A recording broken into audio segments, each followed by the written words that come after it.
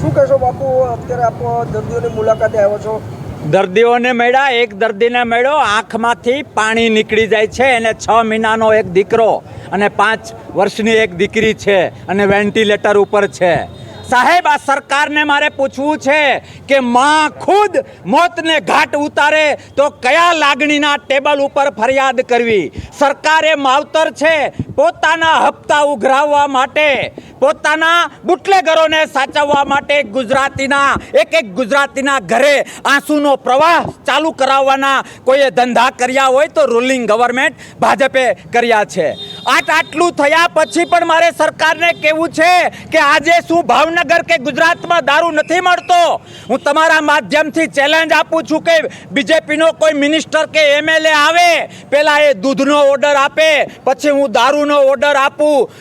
દૂધ પહેલા જો દારૂ આજે પણ ન આવે ને તો જીવતા સમાધિ લેવા માટે તૈયાર છું. લોકશાહીના દુશ્મનો છે આ.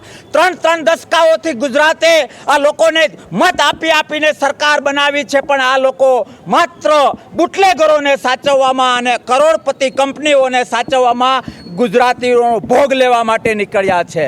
મારે તમારા માધ્યમથી સરકારને કહેવું છે કે શરમનો છાંટો હોય, લોકશાહી અને ગુજરાત પ્રત્યે થોડો ઘણો પણ પ્રેમ હોય તો તત્કાલ અસરથી સત્તા છોડી દેવી જોઈએ. એ જ લોકશાહીનું રક્ષણ છે. જી.